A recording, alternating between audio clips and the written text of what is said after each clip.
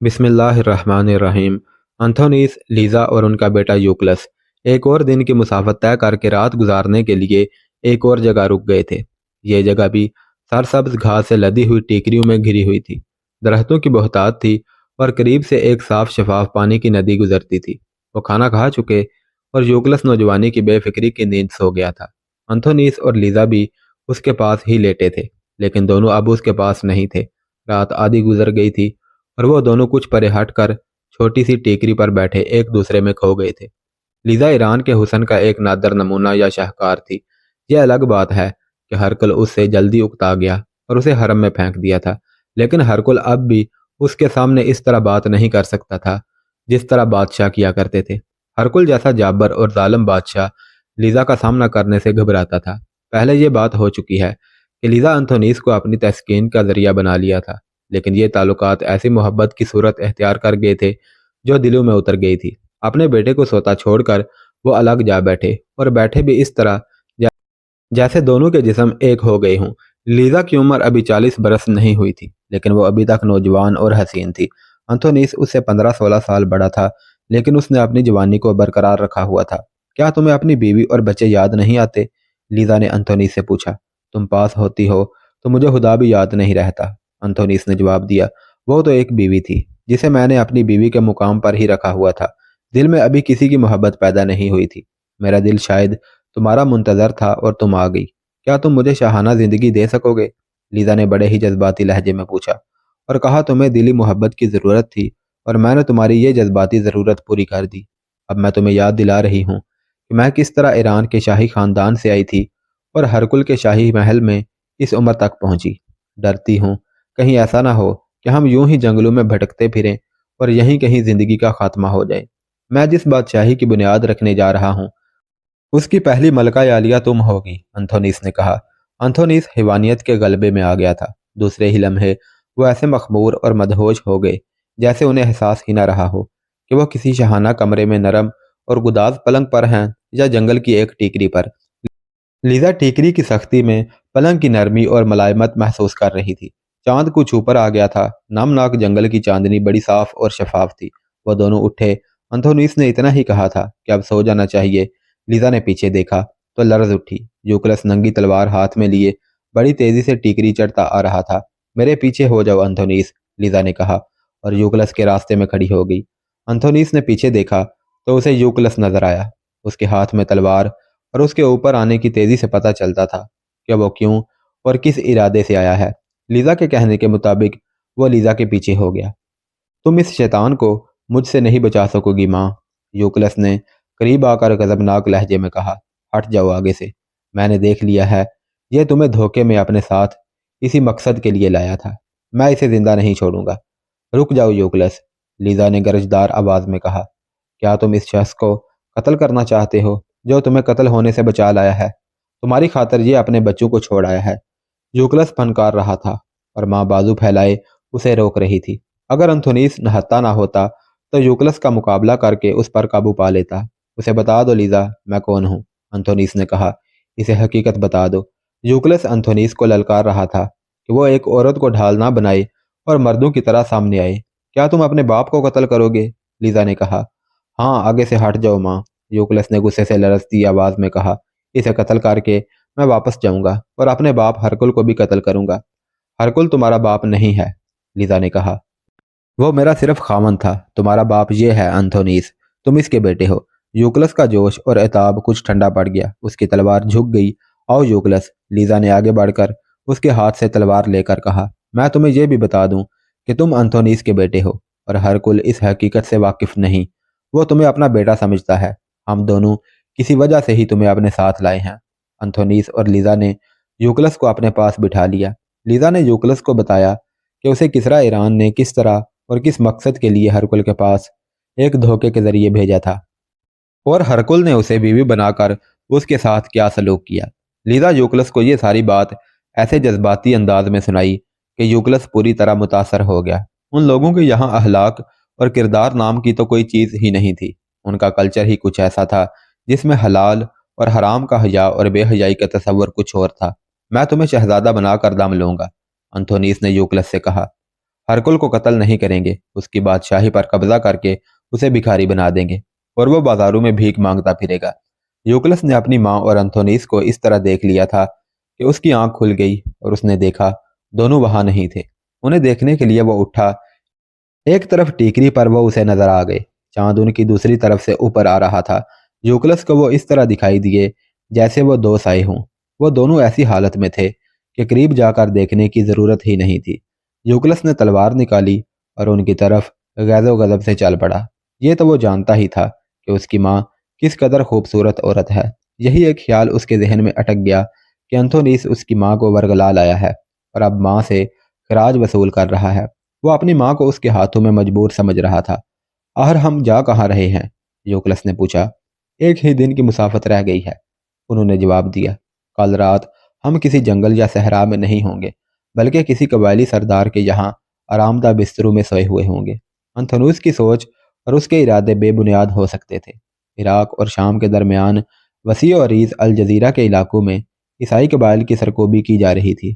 ان میں ایک دلچسپ صورتحال بنو تغلب نے پیدا کر دی تھی۔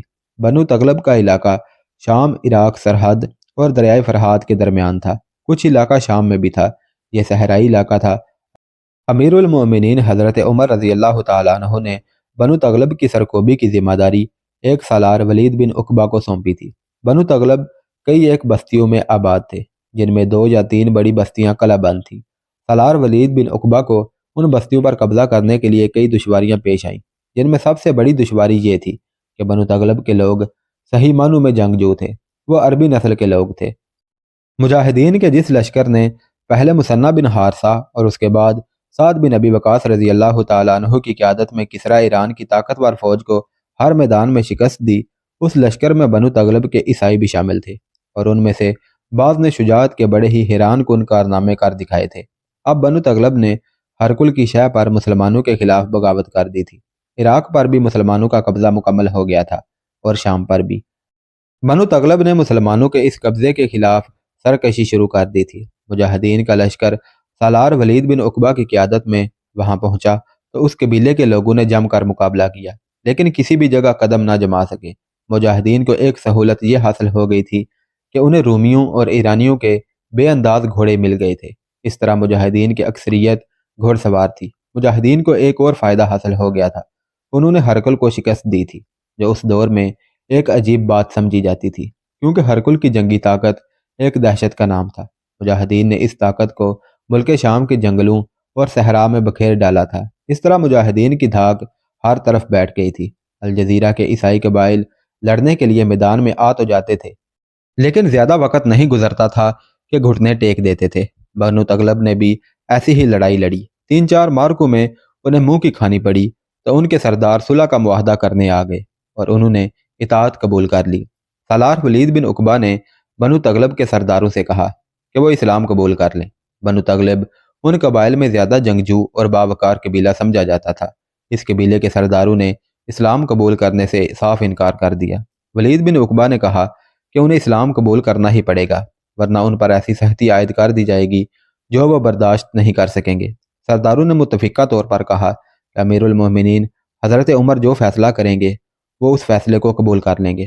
سالار ولید بن عقبہ نے اسی روز امیر المومنین کو پیغام بھیج دیا، جس میں لکھا کہ انہوں نے بنو تغلب سے اسلام قبول کرنے کو کہا تھا، جس سے انہوں نے انکار کر دیا ہے، اور وہ فیصلہ امیر المومنین پر چھوڑتے ہیں۔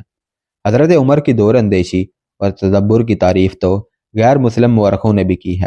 حضرت عمر رضی اللہ تعالیٰ عنہ نے جواب دیا کہ بنو تغلب کو اسلام قبول کرنے پر مجبور نہ کیا جائے اور یہ فیصلہ ان پر ہی چھوڑ دیا جائے۔ حضرت عمر نے یہ بھی لکھا کہ بنو تغلب کے سرداروں سے کہہ دیا جائے کہ ان کے قبیلے میں سے کوئی بھی اپنی مرضی سے اسلام قبول کرنا چاہے تو قبیلے کے لوگ اسے روکیں گے نہیں۔ تاریخ میں لکھا ہے کہ جب حضرت عمر رضی اللہ تعالیٰ عنہ کا یہ فیصلہ سالار ولید بن عقبہ نے بنو تغلب کے سرداروں وغیرہ کو سنایا تو اس فیصلے سے ہی متاثر ہو کر متعدد عیسائیوں نے اسلام قبول کر لیا۔ امیر المؤمنین حضرت عمر رضی اللہ تعالیٰ عنہ نے پیغام میں یہ بھی لکھا تھا کہ بنو تغلب سے جزیہ وصول کر کے انہیں ذمہ قرار دے دیا جائے۔ بنو تغلب کے سرداروں نے جزیہ دینے سے انکار کر دیا اور کہا کہ وہ ذمہ نہیں کہلائیں گے۔ اے بنو تغلب، ولید بن عقبہ نے کہا، ہم تمہارے لیے اپنا قانون اور دستور بدل نہیں سکتے۔ میں اب یوں نہیں ہونے دوں گا کہ تمہاری ہر ضد مدینہ امیر المومنین کے پاس بھیجوں اور وہاں سے فیصلہ لوں۔ جزیہ تو ہم کبھی معاف نہیں کریں گے۔ ہم رقم دینے سے انکار نہیں کر رہے، ایک سردار نے کہا۔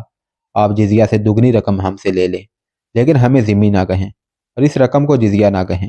آخر طے پایا کہ بنو تغلب کے سرداروں کا ایک وفد امیر المومنین کے پاس مدینہ جائے گا اور وہ ان کے آگے مطلوبہ رقم بھی رکھ دے گا اور اپنا مطالبہ بھی۔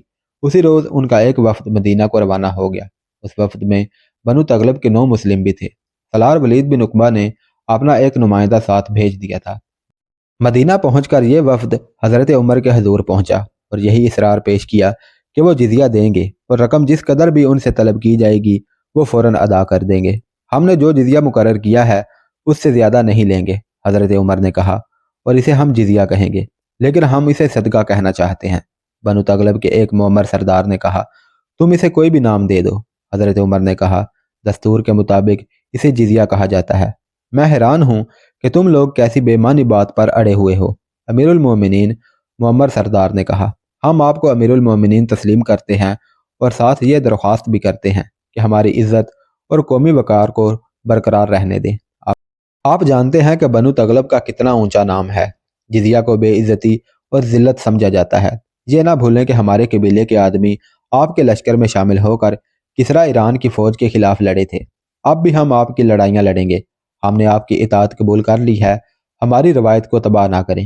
حضرت عمر رضی اللہ تعالیٰ عنہ جزیہ کو جزیہ ہی کہنے پر قائم رہے۔ کچھ بدمزگی سی پیدا ہونے لگی تو حضرت علی کرم اللہ وجہہ الکریم نے حضرت عمر کو ایک سالار سعد بن مالک کا واقعہ یاد دلایا، جس نے ایک علاقہ فتح کر کے وہاں کے لوگوں سے جزیہ لینے کی بجائے 2 گنا صدقہ قبول کر لیا تھا۔ حضرت عمر بلا وجہ اپنی بات پر اڑا نہیں کرتے تھے۔ انہیں وہاں کا یاد آ گیا اور مورخ لکھتے ہیں کہ حضرت عمر کو یہ بھی خیال آیا کہ یہ قبیلہ ایک جنگی طاقت ہے جو اپنے کام آ سکتا ہے۔ آخر انہوں نے فیصلہ یہ کیا کہ جزیہ کی بجائے صدقہ قبول کر لیا جائے، لیکن رقم دگنی ہوگی۔ بنو تغلب کے سرداروں نے یہ فیصلہ بہوشی قبول کر لیا اور رقم ادا کر دی۔ اس طرح ایک طاقتور قبیلہ بھی مسلمانوں کے زیر اطاعت آ گیا اور اس قبیلے کے لوگوں نے آہستہ آہستہ اسلام قبول کرنا شروع کر دیا۔ انتھونیس، روتاس، لیزا اور یوکلس حلب کے قریب ایک بستی میں پہنچ گئے۔ یہ جنگل میں چند ایک گھروں کی بستی تھی اور یہ بنو ربیہ کے لوگ تھے۔ انہوں نے انتھونیس اور اس کے ساتھیوں کو دیکھا تو سب گھروں سے باہر آ گئے۔ وہ جان گئے ہوں گے کہ یہ رومی ہیں۔ رومیوں کے متعلق ان لوگوں کی رائے اچھی نہیں رہی تھی۔ انتھونیس اور روتاس خاصا لمبا عرصہ الجزیرہ کے علاقے میں رہے تھے، اس لیے انہوں نے ان کی زبان سیکھ لی تھی۔ انہوں نے بستی والوں سے کہا کہ وہ کسی بڑے آدمی یعنی بزرگ سے ملنا چاہتے ہیں۔ لوگ انہیں ایک گھر میں لے گئے۔ یہاں ایک ضعیف العمر آدمی نے ان کا استقبال کیا اور انہیں عزت و احترام سے بٹھایا۔ یہ بوڑھا کوئی عام سا اور غریب سا آدمی نہیں لگتا تھا۔ اس کے بولنے کے انداز سے پتہ چلتا تھا کہ وہ صاحب حیثیت ہے۔ تم رومی ہو، بوڑھے نے کہا۔ ہمارے دلوں میں اب رومیوں کی وہ عزت نہیں رہی جو ان کی شکست سے پہلے ہوا کرتی تھی، لیکن تم ہمارے مہمان ہو، دل سے تمہاری عزت کریں گے۔ کیا تم لوگ کہیں جا رہے ہو؟ کیا تمہیں ہماری کسی بھی قسم کی مدد درکار ہے؟ راستہ بھول گئے ہو تو ہم راستے پر ڈال دیں گے۔ قابل احترام بزرگ، انتھونیس نے کہا، ہم راستہ نہیں بھولے، ہم ایک نیا راستہ بنانے آئے ہیں اور ہمیں آپ کی اور آپ کے قبیلے کی مدد درکار ہے۔ کہو، بوڑھے نے پوچھا، کیسی مدد چاہیے؟ ہم تمہیں مایوس نہیں کریں گے، ہمیں اپنی ذات کے لیے کچھ بھی نہیں چاہیے۔ انتھونیس نے کہا، ہم آپ کی قوم کے لیے کچھ کرنا چاہتے ہیں اور کچھ اپنے لیے بھی۔ ہرکل بھاگ گیا ہے، اس کی فوج مسلمانوں کے ہاتھوں کٹ گئی ہے، اور جو بچ گئی تھی وہ ایسی بکھر کر بھاگی کہ اس کا وجود ہی ختم ہو گیا ہے۔ میں رومی فوج کا جرنیل ہوں، اسے بھی جرنیل ہی سمجھے۔ یہ عورت اور یہ لڑکا کون ہے یہ بعد میں بتائیں گے۔ ابھی ہم یہ کہنا چاہتے ہیں کہ ہمیں رومی نہ سمجھیں، اپنا ہم مذہب بھائی سمجھیں۔ ہرکل پہلے بادشاہ ہے، اس کے بعد عیسائی، اور وہ بھی برائے نام۔ ہم پہلے عیسائی ہیں، اس کے بعد رومی۔ انتھونیس نے وہ سلیب اس بوڑھے کو دکھائی جو روتاس کو ابو عبیدہ رضی اللہ تعالیٰ عنہ نے تحفے کے طور پر دی تھی۔ ہم اس کی سلطنت قائم کرنا چاہتے ہیں جو سلیب کے ساتھ لٹکا ہوا ہے، انتھونیس نے کہا۔ یہ روم اور ایران جیسی بادشاہی نہیں ہوگی، یہ یسوع مسیح کی سلطنت ہوگی۔ اگر الجزیرہ کے تمام عیسائی قبائل اکٹھے ہو جائیں تو میں اور میرا یہ ساتھی انہیں ایک ایسی زبردست فوج میں منظم کر دیں گے کہ تھوڑے ہی عرصے میں مسلمانوں کو شام سے دھکیل باہر کریں گے۔ بوڑھے کے مرجھائے ہوئے چہرے پر رونق اور ہونٹوں پر تبسم آ گیا۔ یہاں سے وہ بات چلی جس بات پر انتھونیس قبائل کے سرداروں کو لانا چاہتا تھا۔ بوڑھا جب بولا तो मालूम हुआ कि वो उसका हम ख्याल है और ऐसे ही इरादे उसके सीने में भी तड़प रहे हैं। कभी हम ईरानियों के गुलाम हो जाते हैं, बूढ़े ने कहा। कभी रूमी आकर हमें अपना ज़र खरीद रियाया बना लेते हैं, और अब मुसलमानों ने हमें तहो-तेग कर लिया है। मुझे अपने इस तमाम इलाके की खबरें मिल रही हैं। हमारे कबाइल ने बगावत तो कर दी है, लेकिन अलग अलग होकर। इसका नतीजा ये है कि कबीले कुछ लड़ के और कुछ फौरन ही हथियार डालकर इताअत कबूल करते चले जा रहे हैं। बनु तगलब जैसे ताकतवर कबीले ने भी मुसलमानों की इताअत कबूल कर ली है। सिर्फ हलब रह गया है, जहां अभी कुछ नहीं हुआ। मेरी नज़र उस कले बंद शहर पर है। दो ताकतवर कबीले अभी बचे हुए हैं, एक है बनी रबिया और दूसरा है बनी तनू। अगर हम हलब में जम गए और मुसलमानों को नाकाम कर दिया तो तमाम कबाइल की हौसला अफजाई होगी और वो हमारे परचम तले मुत्तहिद हो जाएंगे। क्या आप उन कबीलों के सरदारों को यहाँ बुलवा सकते हैं? अंथोनीस ने कहा। हम अभी सामने नहीं आना चाहते। खतरा है कि हरकुल के मुखबर और जासूस हमें ढूंढते फिर रहे होंगे। तुम्हारे लिए कोई खतरा नहीं, बूढ़े ने कहा। जब तक तुम हमारे पास हो, तुम्हारी तरफ आंख उठाकर भी कोई नहीं देख सकता। किसी भी सरदार को यहाँ बुलाने की जरूरत नहीं। हम तुम्हें हलब में पहुंचा देंगे और सरदार तुम्हारे पास आ जाएंगे। हम तुम्हें अपना लिबास पहना देंगे और गरीब से किसानों और मजदूरों के बहरूप में हलब में दाखिल करेंगे। तारीख में इस सवाल का जवाब नहीं मिलता कि हलब जैसे बड़े और कलाबंद शहर को मुसलमानों ने क्यों इतना नज़रअंदाज कर रखा था कि वहाँ मुजाहिदीन की नफरी आबादी के लिहाज से बहुत थोड़ी थी, और ये चंद एक मुजाहिदीन जिजिया और महसूलात वसूल करने और इंतज़ामिया का कारोबार चलाने में मसरूफ़ रहते थे। हलब की आबादी बढ़ती जा रही थी, जिसकी वजह यह थी कि अल जजीरा के इलाकों से भागे हुए ईसाई कबाइल हलब में जाकर पनाह लेते थे। मुख्तलिफ कबीलों के कई एक सरदार भी वहां जा पहुंचे थे या वक्तन फवक्तन वहां जाते रहते थे। हलब में अभी बगावत और सरकशी के कोई आसार नहीं थे।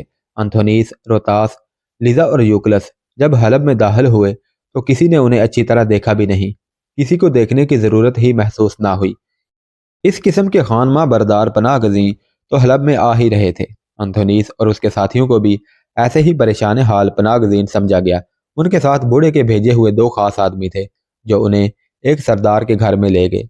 हलब में जाकर पता चला कि जिस बुजुर्ग के पास ये लोग गए थे वो कोई मामूली हैसियत का आदमी नहीं, बल्कि उन कबाइल का दानश्वर था, जिसे सरदार भी पीरो मुर्शद का दर्जा देते थे। यही वजह थी कि अंथोनीस जिन सरदारों के पास गया, उन्होंने उसकी और उसके साथियों की बहुत इज्जत और पजीराई की। अंथोनीस ने उन सरदारों के साथ बात की तो उन्होंने 3-4 और सरदारों को बुला लिया जो हलब में ही मौजूद थे। अंथोनीस ने अपना मुद्दा बयान किया तो उसने सरदारों को पहले ही तैयार पाया। अब यह प्लान बनाना था कि मुसलमानों के खिलाफ मार का आराई की इब्तिदा किस तरह की जाए।